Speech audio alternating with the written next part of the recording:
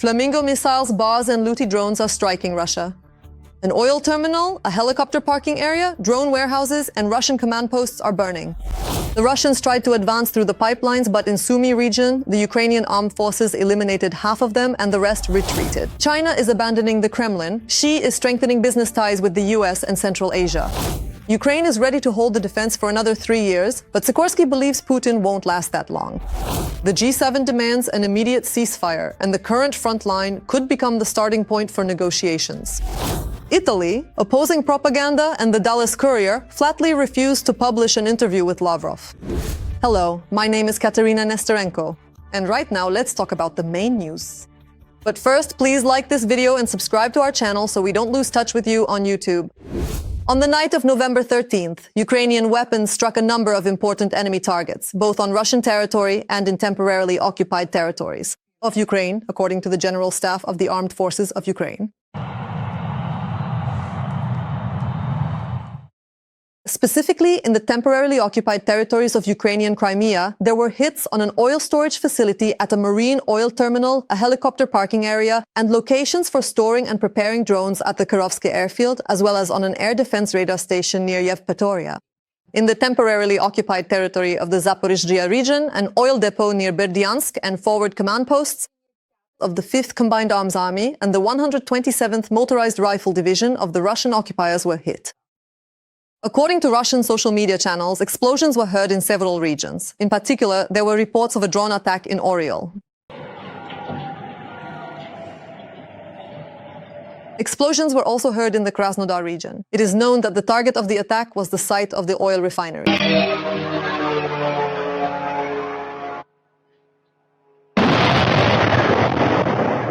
And as usual, the Russian Ministry of Defense claims to have shot down 130 drones over Russian regions. However, the Ukrainian General Staff reported that for conducting complex strikes against the Russian Federation, strike UAVs, rocket drones, and various types of missiles are being used. Thus, last night, a number of long-range strike systems were launched, including domestic developments such as Flamingo, Bars, and February. And now to the situation on the front line. There is no talk of Russian control over Pokrovsk or the encirclement of the Defense Forces Group. This was stated by the Commander-in-Chief of the Armed Forces of Ukraine, Oleksandr Syrskyi.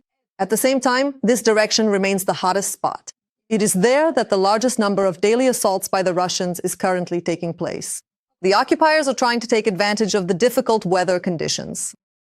Ukraine's task is the gradual establishment of control over certain areas, supporting and protecting existing logistics routes, as well as organizing additional ones to provide the armed forces of Ukraine with everything necessary and to evacuate the wounded. The 7th Air Assault Corps of Ukraine stated that the massive assault by the Russians on Pokrovsk, carried out recently with light vehicles on the Selidov-Pokrovsk highway, achieved partial success. Some of the vehicles were destroyed on the approaches, while others made it into the city itself. Regarding the situation in Mirnohrad, the 7th Corps reports that the enemy continues to put pressure on Ukrainian defenses with constant attacks. According to the military, the enemy has not been able to enter the city. Logistics for Ukrainian troops are being maintained. And here is what the soldiers themselves write about this hellish direction. The defense of Pokrovsk continues. In the total hell of drones, aviation, Russian infantry, explosions and ruins, the city has not been captured by Russia, nor is it encircled together with Mirnohrad and Pailushche. There is nothing to say about their army, which, despite such numbers of manpower, fails to accomplish its objectives thanks to every warrior holding our land. Regarding the Zaporizhzhia direction, the Russians have occupied the villages of Romnopol and Yablokovo. The situation is difficult, the soldiers report. The enemy constantly infiltrates the settlements of Primorsk and Stepnohursk with small assault groups, where they are met with a worthy response. They are also constantly detected and destroyed in the settlement of Kamyanske Plavne. Our infantry, pilots and artillery are constantly subjected to enemy FPV drone and artillery fire. In addition, the situation is difficult in the area of the settlement of Uspenivka. The enemy has achieved minor temporary successes, advancing toward the settlements of Sladkoye, Ravnopole and Novoye due to heavy losses in manpower. The enemy is detected and neutralized in a timely manner. And it is clear that there can be no talks with the aggressor when he is attacking. This was stated by Deputy Foreign Minister Kislitsia. He added that peace negotiations with Russia have been halted due to a lack of progress. Since the summer, Ukraine's efforts have been focused on encouraging international partners to push the Russian dictator to meet with President Zelensky. Meanwhile, the Russians tried to infiltrate the rear of the Ukrainian armed forces through pipes in the Sumy region. This was reported by Russian war correspondents, but our soldiers were prepared for this. Half were eliminated, the rest fled. So don't forget to support our defenders. I never cease to admire the courage and heroism of Ukrainian soldiers. They are holding the front and standing up to a huge horde that vastly outnumbers them. That's why I urge you to support the Ukrainian armed forces. And if you can't do so financially, write them words of encouragement in the comments. I know they're watching us. Meanwhile, things are heating up in Russia. Propagandists are once again ramping up the hatred and threats toward our capital and major cities. The Kremlin's main mouthpiece, Vladimir Solovyov, delivered a new batch of apocalyptic messages during Russian prime time. Just listen to what he's saying. Ukraine across the Dnipro must be destroyed, the Kyiv dam must be destroyed, the city must be flooded, Kharkiv must be destroyed, Mykolaiv, Odesa, Sumy wiped off the face of the earth, just like Dnipro and other cities. At the same time, we first give a warning. If they don't understand, we carry it out. How else can you wage war? Only this way. Reading the comments under previous episodes, I see that many of our viewers are from Kazakhstan, Moldova, Europe, and even the USA. We Ukrainians are very grateful to you for your support and proud to have such reasonable viewers. Let us know in the comments under this episode as well, which country you're watching us from and whether people there support our fight against the empire of evil. I always enjoy reading your comments. And now let's continue. Next comes the most interesting part. The seizure of 7 regions of Ukraine, including Odesa and Mykolaiv. This is the first point in dictator Putin's plan to capture all of Ukraine. For more details on what this plan entails and how realistic it is, watch our report. In addition to the regions already occupied, the Russians want to take Kharkiv, Mykolaiv and Odesa regions from Ukraine. And 2026 could be decisive, according to analysts from Foreign Affairs.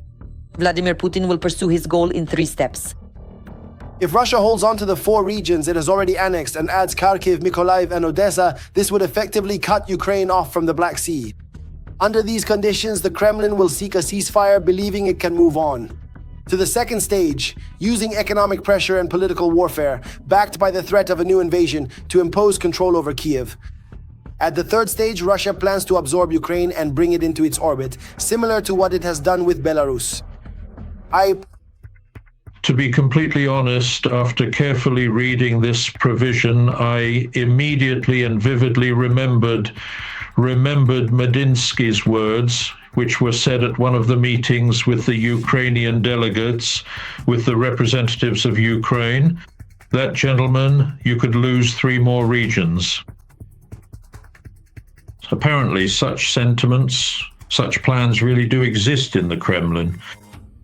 This is important because today, as Jack Watling again writes, the West, mainly Europe, not to mention the United States, has mostly focused on the issue of security guarantees for Ukraine, on matters related to a demilitarized zone, the deployment of troops on Ukrainian territory, peacekeeping forces on Ukrainian territory, and so on. The territorial issue is being discussed, meaning various options for dividing these 3 regions. I mean Donetsk, Zaporizhzhia, and Kherson. In fact, according to the author, this distracts attention, redirects valuable resources, and significantly distorts the understanding of what will actually happen at the front over the next year, at the very least. The point is that Putin is not willing, as I already mentioned, not ready for any kind of ceasefire until not only those regions that are already partially occupied, but also 3 new regions are occupied. Europe's indecisiveness, Donald Trump's flirtation with the Kremlin and the focus on China, all of this only encourages the Russian dictator. Russia, though it is not easy, is standing its ground. According to analysts' forecasts, it will take a set of measures to topple this colossus with feet of clay. A painful blow to the shadow fleet, to the oil industry of the aggressor country, as well as more weapons and improved training for Ukrainian recruits. At the same time, analysts note that one of Ukraine's main problems today is an insufficient number of infantry. The problem lies not so much in gathering people off the streets, but in improving the quality and capabilities of training and integrating Ukrainian infantry into combat brigades. Today, more people are serving in the Ukrainian army than at any other point in the war, but the military is unable to prepare its personnel to carry out frontline tasks. To solve this, to address this growing problem, Ukraine's new army corps will need to establish brigade rotations and allow stronger units to help train the less prepared ones. About The fact that one of the reasons the Russians are succeeding near Pokrovsk is the insufficient number of infantry has long been pointed out by Ukrainian analysts as well. In some positions, soldiers have to spend 100 days or more in incredibly harsh conditions under constant enemy assaults and shelling. And although recently the focus has been on Pokrovsk and Kupiansk, the gray zone is rapidly expanding in the Dnipropetrovsk and Zaporizhzhia directions. The threat of occupation looms over Huliaipol. From the To the north, a rather imposing and formidable Russian armada is advancing. And in general, if serious measures are not taken, and if the defensive structures, the fortifications around, well, this is actually the fortified area of Huliaipol, it's not just the settlement itself. If these are indeed well built, then there is a certain chance that the plans of the Russian generals will not be fulfilled. But if not, then the story of Vuhledar and Avdiivka could repeat itself, with Bakhmut and unfortunately with Pokrovsk. But again, this is somewhat related. These events that are happening there are somewhat related to the article we discussed, which talks about the occupation of the Zaporizhzhia region and the capture of Zaporizhzhia by Russian forces. This is considered one of the strategic objectives of the upcoming campaign, in next year's campaign.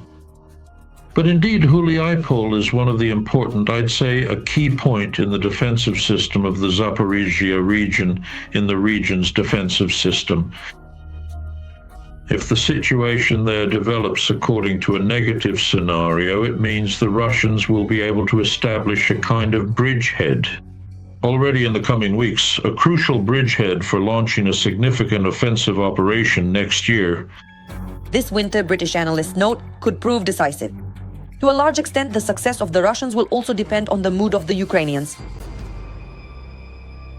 China is distancing itself from Moscow, Xi Jinping is getting closer to Trump, and continues to do business in the US and with Central Asian countries. At the same time, completely ignoring the Kremlin. How China's new position might affect Russia's war against Ukraine. More on this in our report. The collapse of Putin's empire, Russia has ceased to be a center of influence and power. There's no need to be afraid. Whoever starts to get scared will lose everything right away. But it's absolutely necessary to understand what might happen.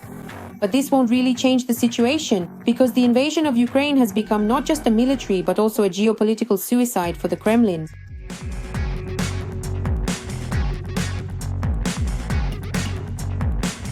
And while Putin is preoccupied with the war, China is taking over Russia's economic and political positions from the Caucasus to the Caspian Sea. Simply put, Moscow is losing influence in places where it had been considered a leading player for decades.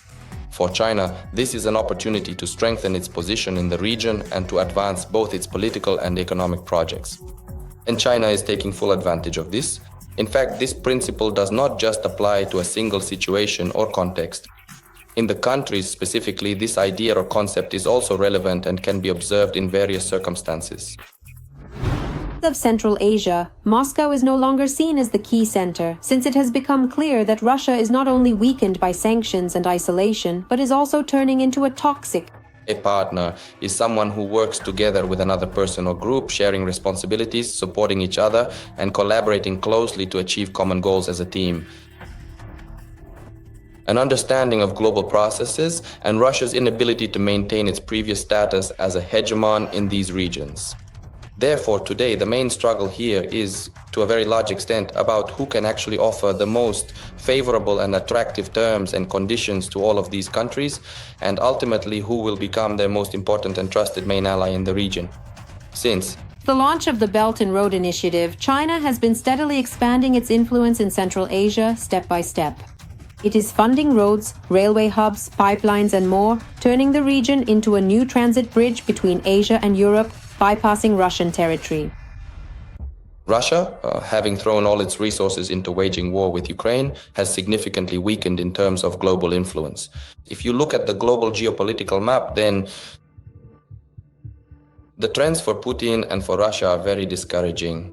Putin, who had long dreamed of significantly strengthening his empire by conquering Ukraine or by gradually weakening Ukraine and extending his influence over that territory, has essentially lost all of his international standing and has gone from being a global player to merely a regional dictator.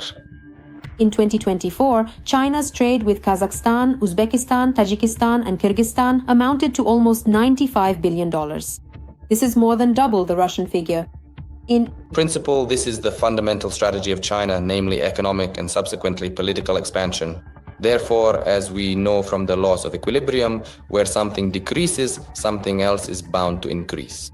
And it is obvious that Russian influence is being pushed out very quickly, both in Central Asia and in other regions, which allows China not only to expand its influence, but also to sell its goods, to influence regimes, and to strengthen its international position and coalition.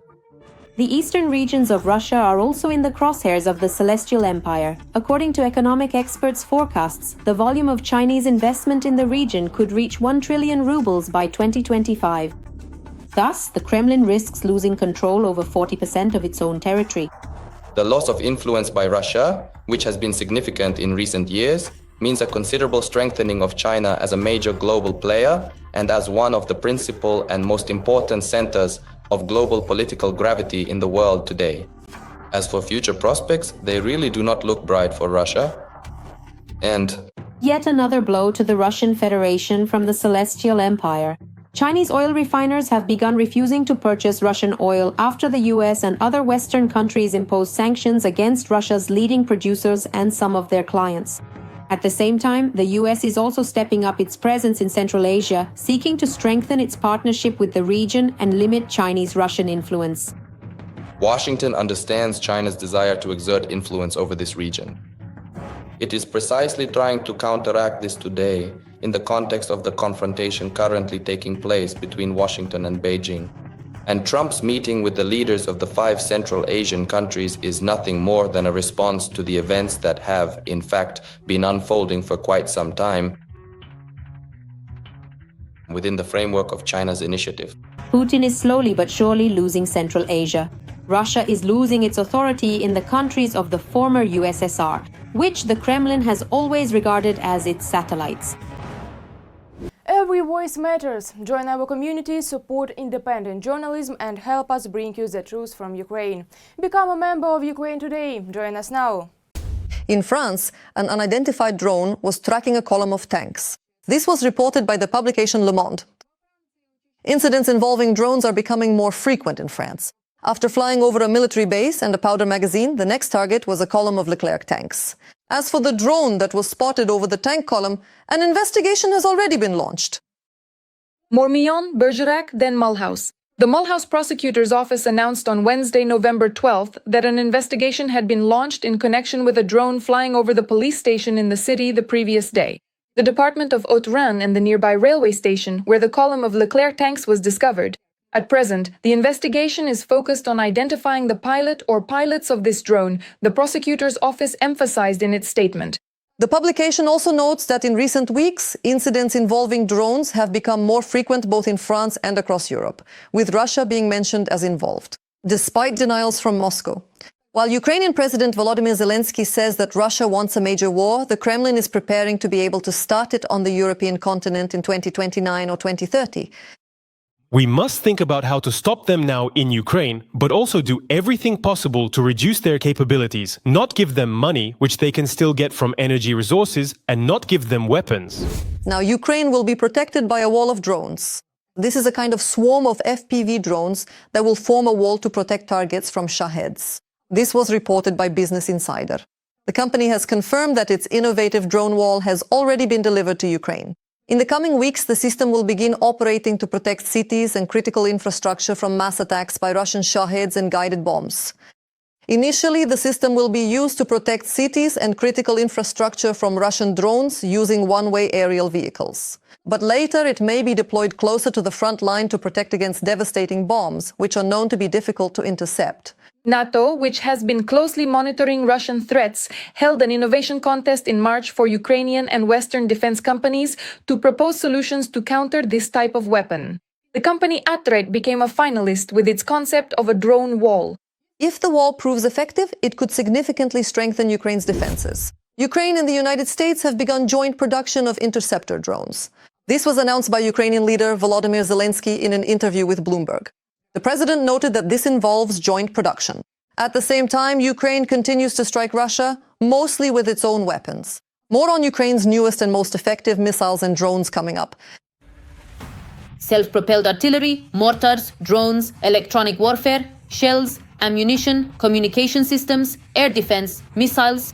Ukraine is actively ramping up production of its own military equipment and munitions. Production is becoming increasingly precise, large-scale, and technologically advanced. During this war, Ukraine has already reached the point where almost 60% of the weapons we have, the weapons our soldiers use, are Ukrainian-made. And these are powerful weapons with many cutting-edge features. This is no longer just a local industry. Ukraine is building its own military technological shield, a network of production lines, testing grounds, and combat units that turn ideas into weaponry. And our specialists immediately test them in real-world conditions. The Ukrainian side is specifically scaling up strike systems with a range of over 1,000 kilometers. Let's start with drones, the small but decisive technology that overnight changed the rules of war. The FP family of strike platforms and other Ukrainian models are produced according to the principle fast, cheap, and effective. Their advantages are simple design, rapid production, and tactical relevance. They make it possible to carry out precision strikes, disrupt enemy logistics, and keep hostile positions under pressure far from the front line. In 2024, about 1 million units were contracted, and by 2025, production had increased to 30,000 FPV drones per month. It should be noted that this number, that is, the annual production of FPV drones, which is approximately 4 million each year, is a record figure, even taking into account the capabilities of the military-industrial complexes of all NATO countries combined. In other words, at this moment, the Ukrainian defense industry is currently and actively producing an unprecedented number of unmanned aerial vehicles. For comparison, the United States Army adds approximately up to 100,000 unmanned aerial vehicles to its arsenal each year. The Ukrainian defense industry, I want to emphasize again, produces up to 4 million drones. The technological production formula is simple. Composite fuselages, 3D printed wings, inexpensive components, and open-source navigation solutions. All this makes it possible to produce functional platforms in batches. But you can't cut costs on electronics. Navigation and guidance systems make the drones resistant to Russian electronic warfare. Otherwise, mass waves of launches won't break through the enemy's dense defenses. At the same time, a strategic direction is developing alongside drones. Here, the key players are missiles and missile systems that strike the enemy's rear, depriving them of fuel, depots, and command nodes. Neptune is a domestically produced coastal anti-ship missile system that has strengthened the security of maritime borders and given Kyiv tools to impact the enemy's logistics in the Black Sea. There is an unprecedented, in this case in world history, the point is that Ukraine, as a country that essentially does not possess a navy of its own, has managed to inflict truly devastating damage on the Russian Federation by destroying up to approximately 35% of the Black Sea Fleet's vessels. According to the British side, the naval activity of the Russian Federation in the Black Sea Basin has dropped to a historic low as a result of the use of strike drones and, accordingly, naval drones. Another important milestone is the FPV-5 Flamingo cruise missile. This is a fully Ukrainian development with a declared range of up to 3,000 kilometers. For comparison, the legendary American Tomahawk has a strike range of 1,600 kilometers. The Tomahawk's warhead is about 500 kilograms. The Flamingo's warhead is about 1,150 kilograms. The most recent documented use of the Flamingo, an unmanned aerial vehicle, was a strike on the oil terminal in Tuapse, a port city on the Black Sea. This event demonstrated the operational capabilities of the Flamingo and highlighted the importance of the Tuapse oil terminal in the region. Moreover, Russian public channels themselves confirmed that the Ukrainian side used these means of attack. By combining small drones and large cruise missiles, Ukraine gains both mass and strategy. Drones keep the enemy on edge, missiles strike critical targets, and together this seriously undermines the enemy's ability to wage a prolonged war. But Ukrainian defense is not just about small and large systems. It also includes time-tested developments like Bodana, Stugna, and other artillery and anti-tank systems, which provide mobility, firepower, resilience, and operate within a unified strike network. Drone reconnaissance, artillery adjustment, precision missile strike. And then the cycle repeats. 40% of the Russian budget depends on revenues from the sale of oil and petroleum products. And accordingly, taking into account this important and budget-forming sector of the occupying country, adjustments are made to the actions of the Ukrainian side, specifically the careful and strategic use of strike drones and various means of destruction, namely the Flamingo and Neptune systems, at the moment of neutralizing the oil refining complex of the Russian Federation. According to the Russian side's assessment, the losses resulting from the Ukrainian strike on the oil refining complex of the Russian Federation are estimated at around $100 billion. Ukraine's production capabilities are already extending beyond its borders. Through agreements and joint projects, Ukrainian companies are legalizing assembly and serial production in European countries. If before the start of the full-scale war, the Ukrainian defense industry lagged behind, then by 2024 production volumes had reached about $9 billion, and in 2025 they grew to $35 billion. Plans for 2026 include scaling up to $60 billion, and this is only the beginning. Ukraine is ready to fight for another 3 years, but Putin won't be able to hold out that long. This statement was made by Polish Foreign Minister Radosław Sikorski. He says that Putin is showing disastrous military results because his so-called second army in the world has been fighting in the Donbass for more than 10 years. And that can't be called a victory. Ukraine is planning for a 3-year war, and these colonial wars usually last about 10 years. I don't think Putin will be able to hold out for another 3 years. President Zelensky told me that he hopes the war won't last 10 years, but Ukraine is ready to fight for another 2 or 3 years. Sikorski also stated that a Ukrainian defeat would pose a direct threat to Poland and NATO's eastern flank. And what about you? Do you agree with Sikorski? The current front line could become the basis for negotiations between Kyiv and Moscow. A corresponding statement was made by the foreign ministers of the Group of Seven. We reaffirmed the urgent need for an immediate ceasefire. We agreed that the current line of contact should serve as the starting point for negotiations. We remain committed to the principle that international borders must not be changed by force. We are increasing the economic costs for Russia and are considering taking measures against countries and organizations that help finance Russia's military efforts. Meanwhile, U.S. Secretary of State Marco Rubio stated that the U.S. has practically exhausted its options for new sanctions against Russia. In fact, there is almost nothing left that we could sanction. We have targeted their largest oil companies. That's exactly what everyone was demanding. Now, according to Rubio, the U.S. will focus on monitoring sanctions enforcement and combating the shadow fleet that Russia uses to circumvent restrictions. The Italian publication Corriere della Sera has refused to publish the full version of the interview with Russian Foreign Minister Sergei Lavrov. It is known that the publication did not want to publish Lavrov's interview in full, neither in the newspaper nor on the website. As is known, the newspaper's journalists published only about a third of the total material, 3 pages out of 10. The Russian ministry stated that they were told Lavrov's remarks contained many controversial assertions that required fact-checking or additional clarification, and publishing them would have exceeded reasonable length limits. In this interview, in addition to his usual nonsense, Lavrov also spouts heresy about the resurgence of Nazism in Europe, as well as claims that European capitals are trying to distract their populations from worsening internal socioeconomic problems by funding Kyiv. At the same time, he refers to his own backwater as a country, a civilization with a 1,000-year history. The few answers that were made public by Corriere della Sera, particularly regarding Russia's demands for ending the war and a meeting between Putin and Trump, were accompanied by separate explanations and notes from the journalists. The publication took this step to separate Lavrov's words from actual facts and to prevent the spread of Russian propaganda. In Moscow, however, the refusal to publish Lavrov's interview in the Italian publication has already been called blatant censorship. The Russian Foreign Ministry accused the publication of failing to provide Italian citizens with objective information about the situation surrounding Ukraine. The Russian State Duma was outraged over the depiction of St. Basil's Cathedral on a roll of toilet paper. In fact, the State Duma saw an insult to the feelings of believers and a discrediting of government authorities in the depiction of St. Basil's Cathedral on toilet paper packaging.